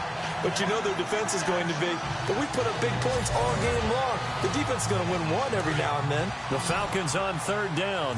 They're hitting at just 30%, 3 for 10. This is 3rd and 10. He'll look to throw. And I think that one might have been intercepted, but he will be ruled out of bounds. So this will go only as incomplete. Partner, the way this offense has marched up and down the field during this game, it's almost a surprise to see an incomplete pass on third down, isn't it? Yeah, they have had their foot on the gas all game long, but here finally stalling out. And the kick's away as he angles this one for the sideline. And this will be out of bounds. Now it's a question of where they'll mark it. And they'll say it crosses at the 11-yard line. Well, look at the running back, the man out of the backfield as he gears up to go again. And as the numbers show, he really wasn't in the mix at the beginning, but they've got him in the rotation now, and it's proved a good move. And that's what happens when you're a good player. There's a lot more attention drawn to you, and it's obvious that they had him in their game plan on defense, not letting him get off to a good start, but he's found a way so far here in the second half. Now Osweiler, quick hitter here, it's complete. And he'll be about a full yard shy of the 20 at the 19-yard line. Give him 9 there on the first down completion. That's tough to play zone defense when they can just curl up right there in front of you. Yeah, absolutely. Well, we talk about finding the soft spot. Defensively, how do you make sure they don't find the soft spot like they did there? Tough to do, because what they normally will do is run routes that'll pull you out of that spot that they want to get into. That's what we call not taking the cheese, right? Don't go for the mousetrap. But it's hard to do because when you see a guy cutting that in that direction, you tend to go towards him. So they complete the pass, and now they face a second down. Here we go. Osweiler now off the bootleg. Looking for his running back, and he's got him. And he'll be out of bounds near the 30. Give him 11 yards that time and a new set of downs. So many times you hear today's NFL described as a space game. Get your best players into space with the football in their hands. That's why sometimes you just swing it out to your runner, get him out in the flat, and let him have a chance to make people miss an open field. One thing I have learned, receivers don't mind high throws so much to the sideline, but do that over the middle to them, and not only are the DBs going to throw a little verbal trash their way, when they get back to the huddle, they're going to have a few words to say to their QB, aren't they? Yeah, hung out to dry a little bit there on the high throw. Luckily fell incomplete. Now a handoff here to his running back. And he'll lose yardage here, going down back at the 28. It's a loss of 2, now third down. Came out in a power set, but that only served to put more men in the box. And guess what? If you're going to do that, you've got to win up front, right? Your offensive guys have got to beat the defenders. They lost all leverage on that play. Now whistles here before the snap. Looked like one of the Bucs may have moved. False start, offense. And that'll set them back 5. The Bucs on third down. A pretty anemic, a very anemic 1 for 9 thus far. This is 3rd and 17. From the shotgun, Osweiler. Throwing right, and that's complete. And he is leveled. Knocked down hard. It's an 8-yard pickup, and that'll bring up 4th down.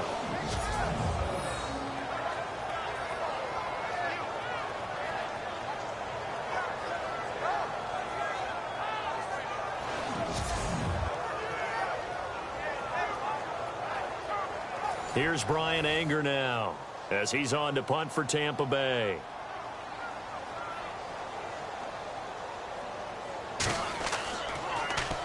He gets this one away, and boy, it's another boomer. And a great job here. This is going to turn out to be a beauty. This is marked down at about the 3-yard line.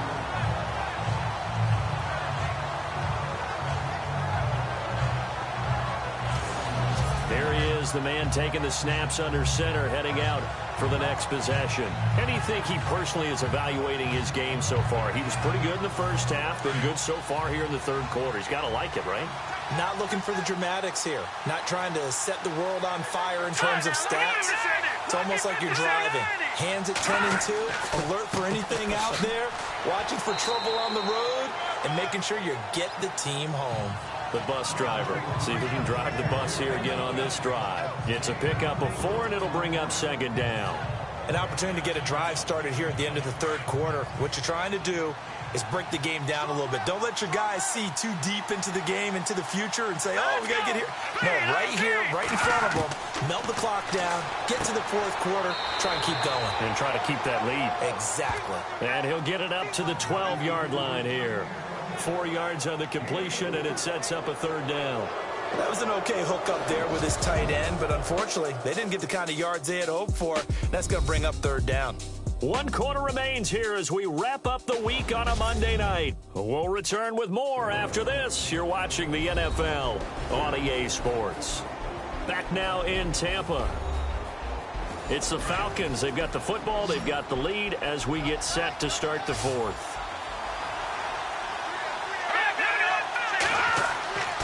On third down, it's Thomas. And they're going to get the first down here as he's up to the 14. They only get 2 there, but on 3rd and 1, that's all they needed to keep the drive going. A tight game like this, such a tough spot for the offense to be in. Even though they have the lead, Charles, back up so close to their goal line, they got to protect the football. And that's when you have to take care of your team with play calling as well. Not a lot of misdirection, not a lot of counters, not a lot of plays where you have extra ball handling. Get it right to the hands of your running back, tell him to take care of the ball, and try and move forward.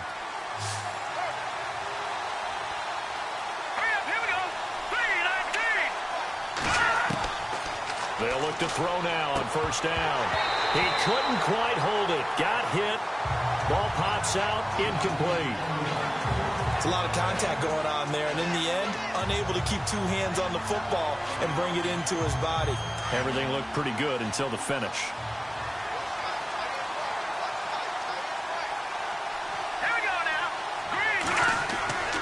He'll try again with the arm here on second down. Pressure gets to him, and down he goes. Back at the 4-yard line. Kendall Beckwith in there to get him the 6th time they've sacked him tonight. This has been a tough one for this offensive line. It appears almost like they've been on roller skates this entire game, the way they've been pushed around. 6 sacks given up in this one.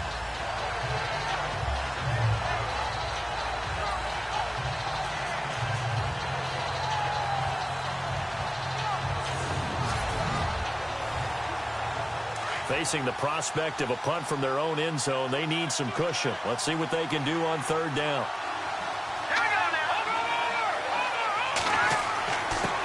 On the give, this is their fullback. No gain there on the play, and that's going to leave them with a 4th down. I'm not sure how much I really love that call. It almost seems like a little bit of a give up there. But maybe what they were thinking is, we got a chance to pop one. They think we're just going to give up here, hand it to the big man, and maybe he can get through. Sometimes there's a little bit of courage in play calling that maybe we don't give enough credit. The Falcons send out their punter as he's on here to punt it away.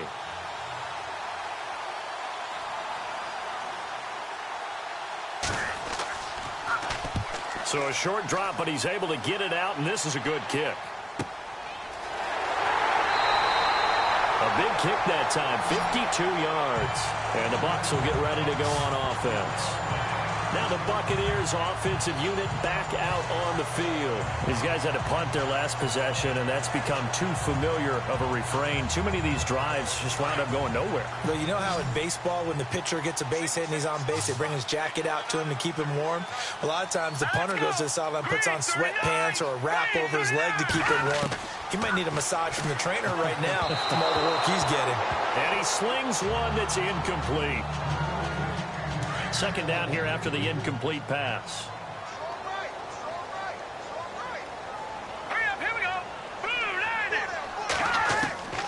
Out of the gun, it's Osweiler.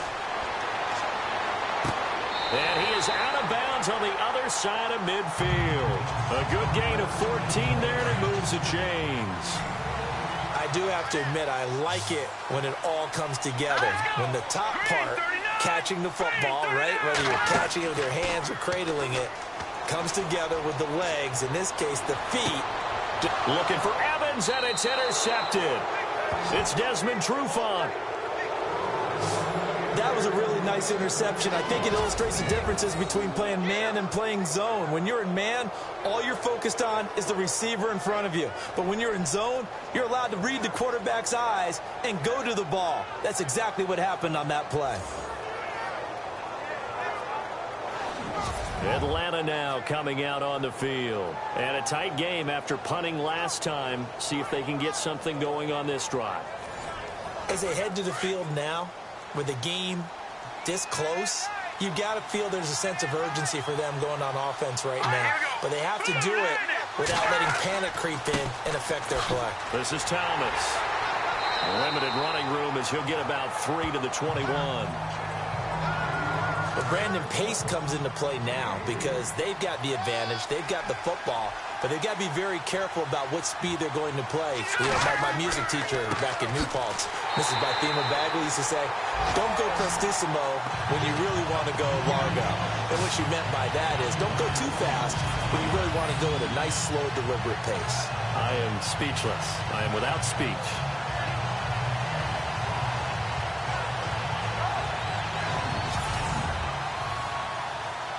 Still 9 yards to go on third down.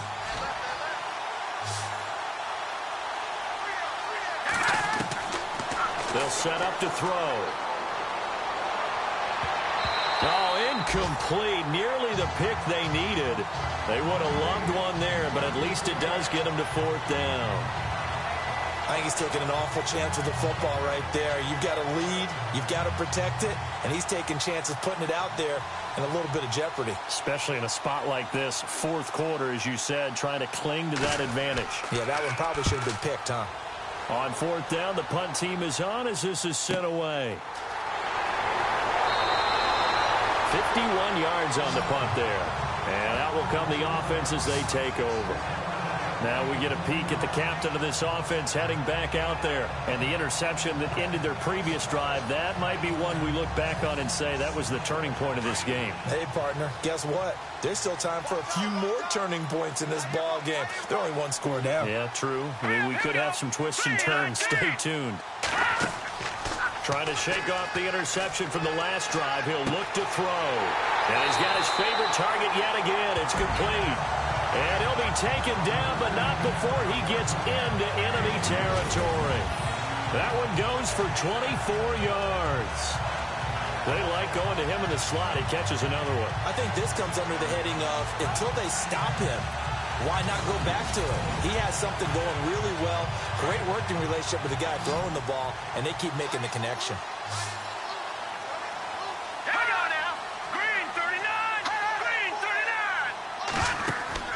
Now a play fake here on first down. And no escaping this time as he'll go down. They got him for a sack. Jeremiah Tauchu in there to get him for sack number 9 now on the year. You know, on these types of plays, we're always looking to assess blame. Okay, where did it break down? Sometimes it's just a great play.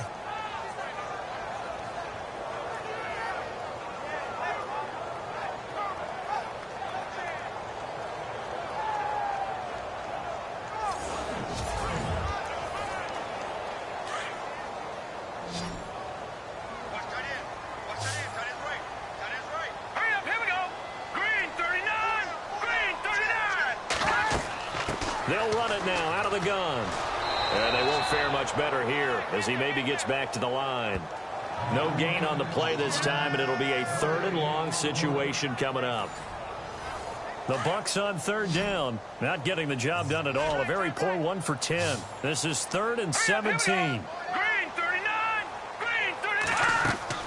Play action. It's Osweiler. A bullet throw, but incomplete.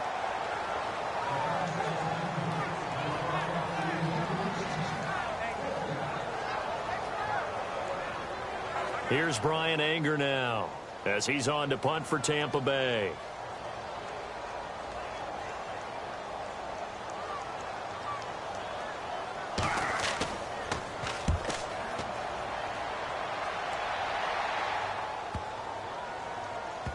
And did they keep it in? They did. They kept it in. It's down close to the goal line at the 1-yard line.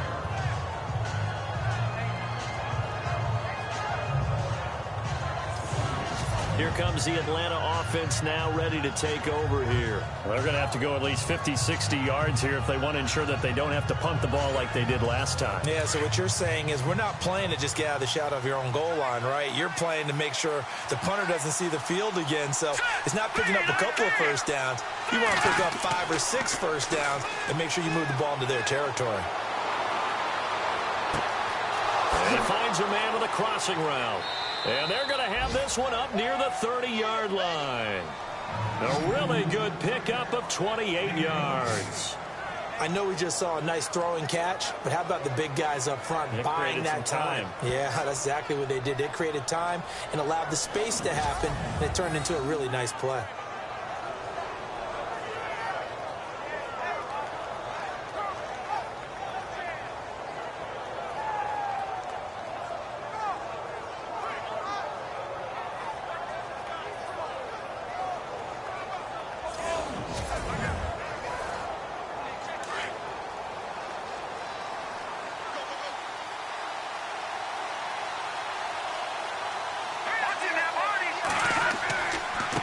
On the ground, it's Thomas. And they get him down, but not before he takes it across the 40-yard line.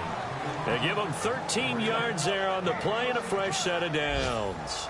Now, I'm guessing you'd say this is kind of the key here. Grind out some yardage, work on that clock, see if you can continue to tick it down. Definitely. You want to bleed things out at this point, right? Continue to possess the football, gain some yardage, and put the onus on the defense. Do they have to use timeouts? What are they going to do to stop you? You're taking charge. 2 yards on the pickup there. It'll be 2nd and 8. Offensively with the lead, you want to run the ball, keep the clock going, but you also want to still kind of be in attack mode too, right? So how do you do that and not come back on your heels? Yeah, think about all the practices we've watched where they have that tempo period to go over things just like this, where they describe the scenario, tell you what they're looking for, and make sure that they're still attacking, yet at the same time not going so fast as to leave too much time on the clock. The 4th quarter here, they've got the lead. They want to keep it on the ground. That's what they're doing. Smart football. Keep the clock grinding, keep it going. But you got to figure now, they're going to see more people stacked up at the line of scrimmage as they try and bleed it out. Back to throw. And he will go down outside of the pocket for a sack. Tried to get away, but could not. Aaron Lynch in there to drop him the 7th time tonight. He's gone down.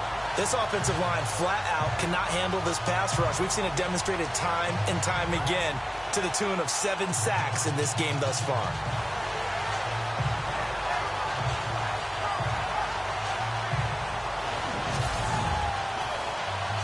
The Falcons send out their punter as he's on to kick it away.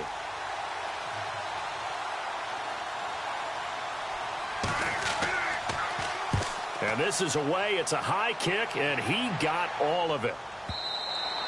And this will hit just beyond the goal line as it's into the end zone for a touchback.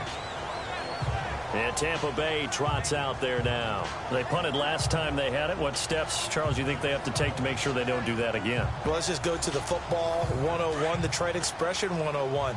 Win first down. Make 5, 6, 7 yards on first down and make it a 2nd and 3, 2nd and manageable.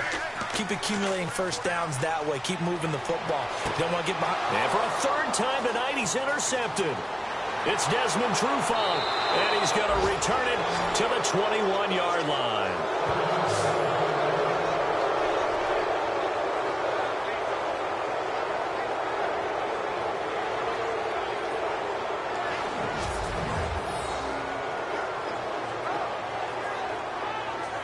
So out come the Falcons now. Now, if you're a fan of punting, and I know that not many people are, but this game kind of turning into one for you. Well, it's okay if it's a skills contest, right? We're really into it then, but not during the course of an actual game. This has turned into a field position game, though. Sometimes the better punter may actually determine the outcome. And it pops free. The collision there jarred the ball loose and brings up second down. So it can't hang on, and as I watch that unfold, I remembered an expression that I've heard, maybe from you, I don't know, but you're going to get hit anyways, might as well hold on to the ball. Right, you know a coach said that, right? Yeah. Not an actual player. Not a chance at all. Way easier said than done. Now Thomas. He lost 2 there, and it's third down. And this is why the head coach gets paid the big bucks. Look at where they are in this situation, partner.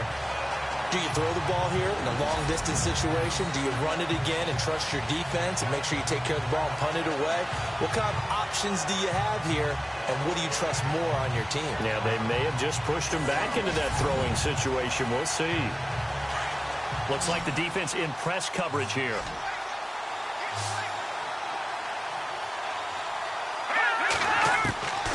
They'll drop to throw.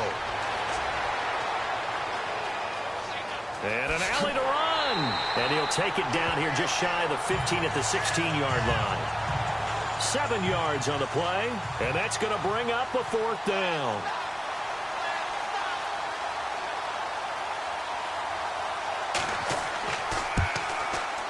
And his kick is right there. It's good. And that will push the lead up to double digits now at 10. So his second field goal of the game, and that could turn out to be the big one. Yeah, you have to make them score twice to beat you, and that's not impossible. But here in the fourth quarter, puts their backs clearly against the wall.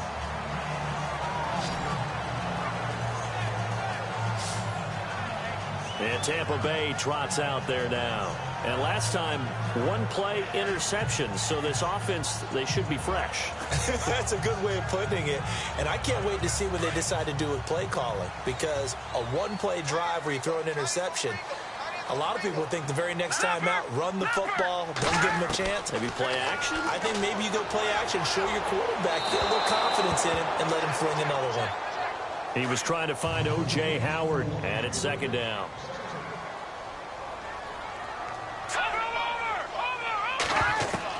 Second and 10 now. Osweiler looking left side, and he's got a man. That's Howard. And the Falcons grab it. And his guys are going to take over at the 21-yard line. Brandon, I don't want to violate any of our broadcasting rules by declaring a game over before it's over. But that one, that puts them in real jeopardy there. Absolutely. It was a 2-possession game. It is a 2-possession game at this stage in the fourth. They needed points out of that drive. And obviously now, no chance at all to get those points that they so desperately needed. Atlanta now coming out on the field. And they're not going to play this conservative, I don't think. They had the field goal last time, and they're up, but they're looking to put a drive in the end zone. Oh, I agree with you totally. No one goes out on the field and says, all right, let's just settle for 3, except in certain situations, trying to ice a game, that sort of deal. Most of the time, it's end zone, and that's what you're thinking, and I believe that's exactly what they're thinking as they begin this one. Yeah, no quarterback ever goes out there saying, hey, let's get 3, right? Not one that I've ever met.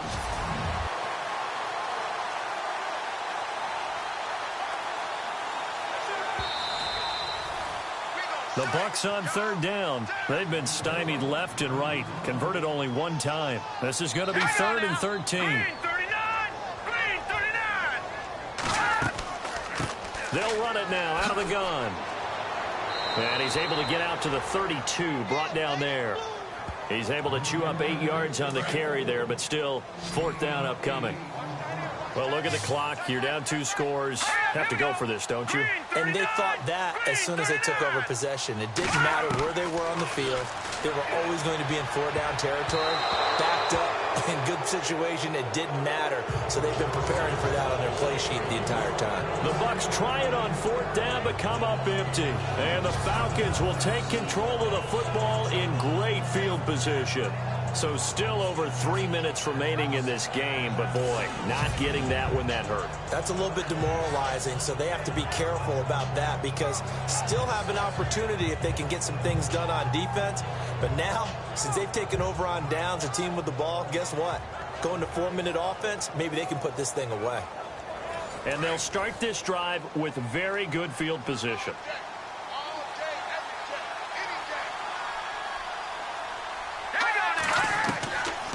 They'll try and start this drive in the air. It's complete. It's Sproles. And he'll be a little shy of the 25 here at the 26-yard line. A gain of 6 there on first. Another nice pickup through the air, and I think a lot of people might expect them to run the ball in this situation, Brandon, but with this lead, they're electing to throw the football. Swings, slants, quick outs, things that they consider safe. They'll run it now out of the gun. And not much of a hole there as he gets it down to about the 24-yard line. And he got half of what he needed there, 2 yards, and it'll bring up a 3rd and 2 more. I like that run right there, partner. Not the flashiest run, not the one that's going to break for big yardage, but he understands the situation, and taking care of the football, paramount, and he got it done. Nursing that slim lead, you're exactly right. Hold on to that ball. And the reinforcements come in as they're going to stop him behind the line. That'll make it 4th down after a loss of 1. Time for a break. We'll come back to wrap this one up after this.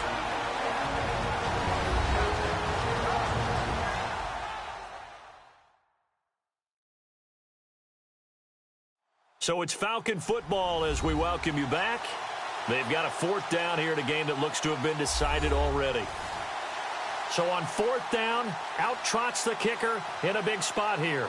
From the left hash, it's a 42-yard attempt. And his kick is good. And that will stretch the lead up to 13. So they settle for just the 3 there, but clearly anything helps when you're trying to salt one away here in the 4th. Without a doubt, I think a touchdown would have been the final nail. But 3 does give them some breathing room and lets them build up a little cushion. The kickoff team on the field now as they will send this one away. This is taken at the 3. And good starting field position. He'll get this one all the way up to about the 35-yard line.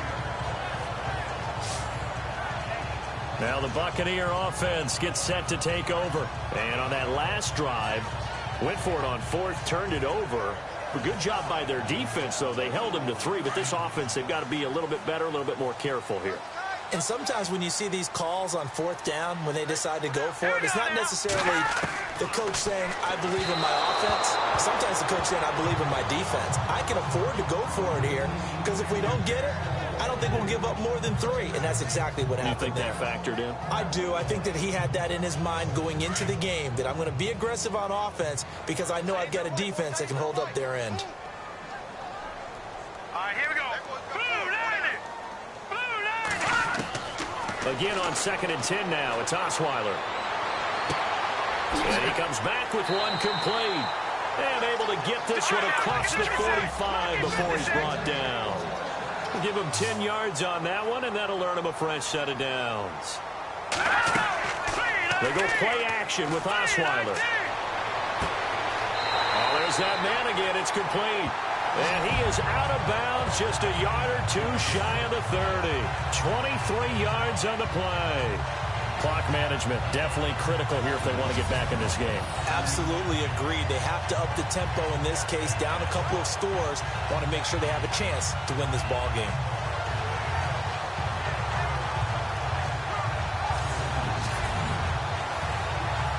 So after that big gain, let's see what else the offense has up its sleeve.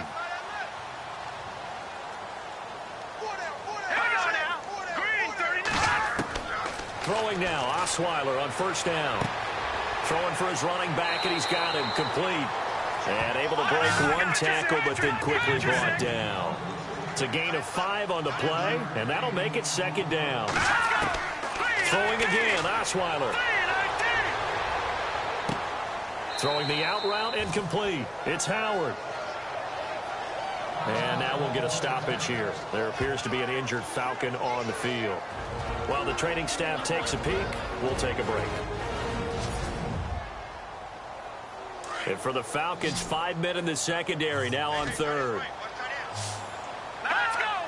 Blue landing! Blue landing! Osweiler will throw again. And almost intercepted. That would have been his third pick in this game alone. Instead, fourth down. And they're indeed going to go for it here on fourth down. So trailing here in the last quarter, let's see how this plays out. Here we go now! Green 39! Green 39! Got to try it here. He's back to throw. And that is incomplete. They had to go for it with such little time remaining. And the Falcons are close to finishing off this football game. So with that, we can just about close the book on this one, Charles. Yeah, what's the old expression about slim and none? Well, Slim just left town on that They're one. down to none? Yes, exactly right. Now the Falcons offense gets ready to head back onto the field. And last time able to get 3. It's not what they wanted. They wanted 6, but they got at least something. They mustered something out of the drive. They'll take it. I like the way you've described it. Not ideal, but they'll take it. Anything to put some points on the board. But this time on offense, they don't even want to see the field goal kicker trot on the field. They want that ball in the end zone. Yeah, they'll be going for 6. Now the defense going to use the first of their timeouts. That'll leave them with 2 remaining. We'll be back after this.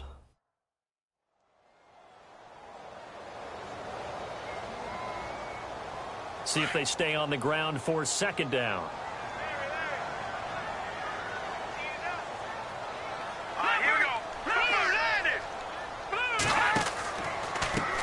Now a handoff as they run left side. And this has been a recurring theme tonight for sure. Nowhere to run. Back to the line of scrimmage, that's all.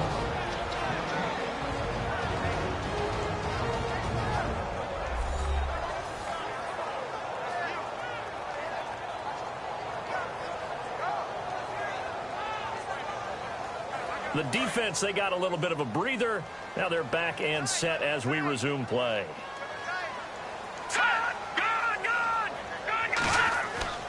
On third down, it's Thomas. And they take him down, losing yardage back at the 27. Now the defense will burn their third and final timeout. And as the two teams talk it over on their respective sidelines, we take a break.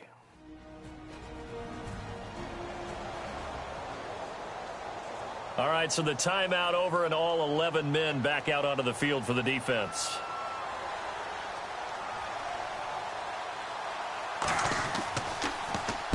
Now on fourth down, on is the punt team sending this one away. So possession goes over here on the punt. And the offense will take over with a new set of downs. The Buccaneers getting ready to go as they take the field. And this offense last time turned it over, went for it on fourth, didn't get it. They're lucky, though, because no points against the team on the board, but we'll see how they respond. Yeah, they've got to get a lot of credit to their defensive teammates, don't they? They had their backs on that last series, and because they did so, that allows the coach to still stay aggressive on offense and maybe go for it again in a similar situation. I was going to say maybe makes that offense feel good, but when you know you've got a defense making stands like that. Yeah, that'll loosen up things a little bit, won't it? Maybe you'll play a little bit better the next time you have the ball. And on the outside, they're playing press coverage.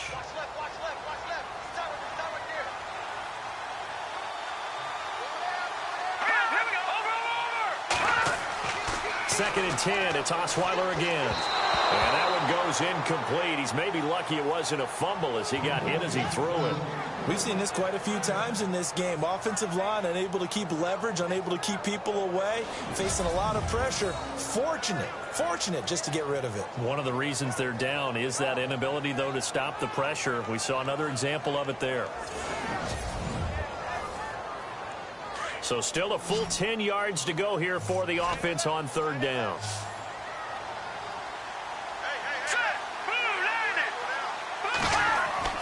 Now it's Osweiler. He's got Evans. And he gets this one all the way up to the 40. And they convert on third with a gain of 22. And now the spike comes with 15 seconds on the clock.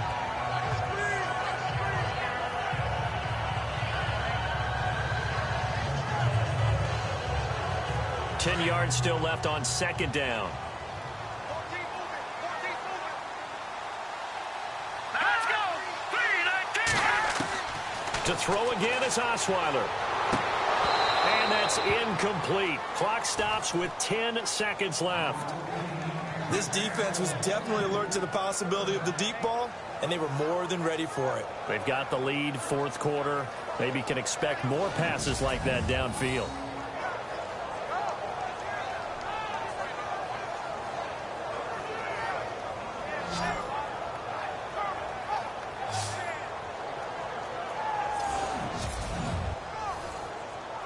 So a second down incompletion now brings up third down. Let's go.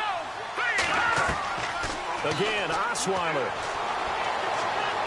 And the Falcons get there. The Falcons get the sack. Down he goes. Jeremiah Tauchu in there to make the sack on what will be the final act in this ball game. Charles, we saw a lot of points go up in this one. Certainly defensively, stuff that they can look at on film, don't you think? No doubt about it. And they've got to go back and check where the errors are, how they're going to fix them, and continue to get better at what they do. But they also need a little adjustment with their confidence. To give up that many points, even if you win a game, that can hurt you. So for Atlanta, it's a win that might keep them alive in the playoff race as they're back to 500 at 5-5. And they'll get another road test next week as they have to go to New Orleans to take on the Saints. Meanwhile, for the Bucs, they're going the wrong way as this will drop them to 3-7 now on the year. And they'll be back home next week as they're set to take on the Cincinnati Bengals.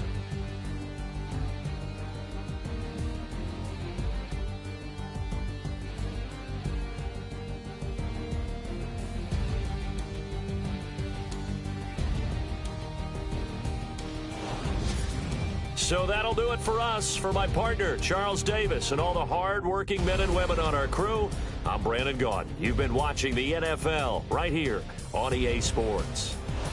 With that, we bid you good night from Tampa.